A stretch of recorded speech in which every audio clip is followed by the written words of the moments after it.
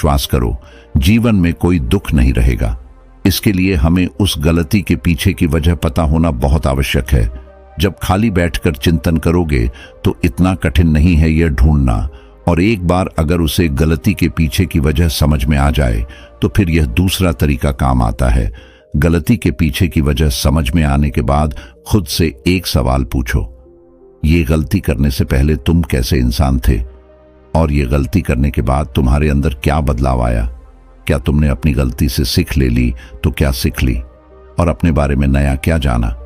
बूढ़े सन्यासी ने कहा कि ऐसे सवाल खुद से पूछने के बाद तुम पाओगे कि तुम्हारे जीवन में कुछ नए अनुभव जुड़ गए हैं। ये अनुभव जीवन में आगे बढ़ने के लिए, विकास करने के लिए बहुत आवश्यक होते हैं। कुछ लोगों को धोखा मिलता है तो उन्हें लगता है कि उनकी इसमें क्या गलती थी, उन्हें धोखा क्यों मिला। लेकिन आपको धोखा आपकी संवेदनशीलता के कारण ही मिलता है।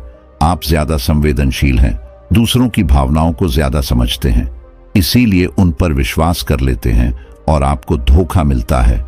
तो इसमें में आपकी संवेदनशीलता ही आपके धोखे का कारण बनती है, और यही आपकी गलती है। और अब आपको अपनी गलती की वजह भी पता चल गई है, तो ये वजह समझ में आने के बाद आपको अपने बारे में नया जानने को मिला कि आप ज्यादा संवेदनशील हैं, इसीलिए आपको धोखे मिलते हैं। अगर एक बार आपने अपने बारे में निरीक्षण करना शुरू कर दिया तो आपको अपने बारे में बहुत सी अद्भुत बातें भी पता चलती जाएगी। आप खुद आश्चर्यचकित हो जाएंगे कि आप अपने आप को कितना जानने लगे हैं। इसीलिए खुद का निरीक्षण करना बहुत आवश्यक होता है। और तीसरी तरीके से हम खुद से संकल्प करते हैं, दृढ़ संकल्प लेते हैं कि हम भविष्य में कभी भी यह गलती नहीं दोहराएंगे। कोई नई गलती कर लेंगे, कोई नई सीख मिलेगी, लेकिन यह गलती दोबारा कभी नहीं दोहराएंगे। बूढ़े सन्यासी ने बताया कि 3 तरह के लोग होते हैं। एक वह जो दूसरों की गलतियां से सीखने हैं, दूसरे वह जो खुद गलती करते हैं तब सीखने हैं, और तीसरी वह जो गलतियां करते रहते हैं लेकिन कभी सीख नहीं लेते। नदी का मतलब तभी निकलता है जब वह अलग अलग जगह से होकर गुजरती है।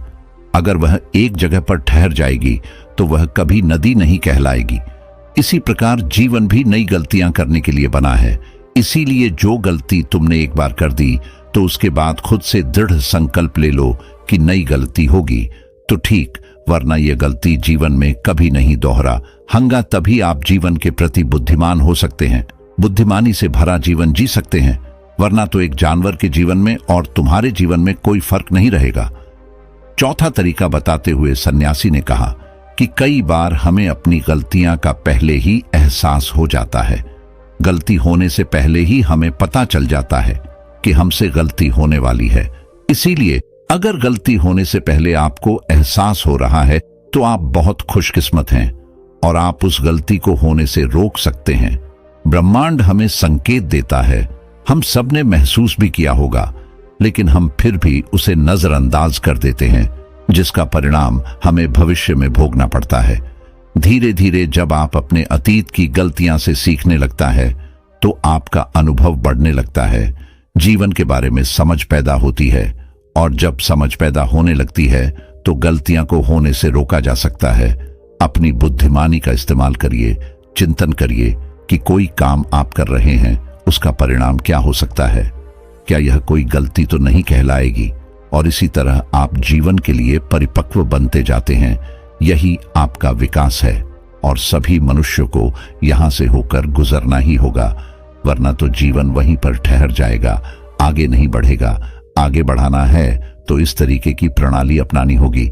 आखिरी और सबसे महत्वपूर्ण सीख, अगर तुम गलतियां से अनुभवी इंसान बन चुके हो तो अब तुम दूसरों के लिए मार्गदर्शक का काम कर सकते हो, दूसरों के लिए दीपक बनकर उन्हें रोशनी दे सकते हो।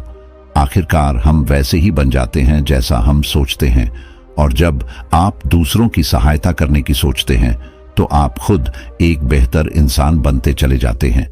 फिर प्रकृति आपकी सहायता करती है, ब्रह्मांड आपको रास्ता दिखाता है, और आप जब मानव जाति का कल्याण करने के कार्य में लग जाते हैं तब वह शास्त्रों में सबसे श्रेष्ठ कार्य माना जाता है। इससे श्रेष्ठ कार्य कोई हो नहीं सकता है जो मनुष्य समस्त जीव जंतुओं और मानव जाति के कल्याण के बारे में सोचते हैं। ऐसे लोग परमात्मा तुल्य हो जाते हैं उनके मन में करुणा और प्रेम उत्पन्न होने लगता है, और परमात्मा करुणा और प्रेम का ही दूसरा नाम है। यह प्रवचन सुनकर वह युवा सन्यासी उस बूढ़े सन्यासी के चरणों में गिर पड़ा और उसे कहने लगा कि आपने मुझे ऐसे निर्मल और जीवन को सार्थक बना देने वाले ज्ञान को पाकर उसकी आंखों से धन्यवाद के फल स्वरूप आंसू बहने लगे थे, और वह बूढ़ा सन्यासी उस युवा सन्यासी को दोनों ही अपने आश्रम लौटाए। तो दोस्तों, इस कहानी से हमें यही सीख मिलती है कि हम अपने बीते हुए अपने अतीत को हम बदल नहीं सकते, पर हम अपने आने वाले भविष्य को बदल सकते हैं। और अगर अतीत की गलतियां से सीख लेकर खुद को बदलने का प्रयास करते हैं तो सही मायनों में हम एक बेहतर जिंदगी जी पाएंगे। तो दोस्तों, कैसी लगी आपको ये कहानी? आप हमें कमेंट सेक्शन में जरूर बताना, और अच्छी लगी हो तो इस चैनल को सब्सक्राइब जरूर कर लेना। तो चलिए मिलते हैं ऐसी ही कोई नई कहानी में। तब तक के लिए अपना ख्याल रखिए। धन्यवाद और नमो बुद्धाय।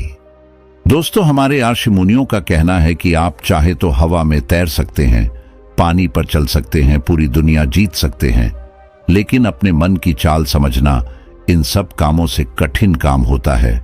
आपने कभी ख्याल किया होगा कि आप जो काम करना चाहते हैं, आपका मन उससे उल्टा काम करता है।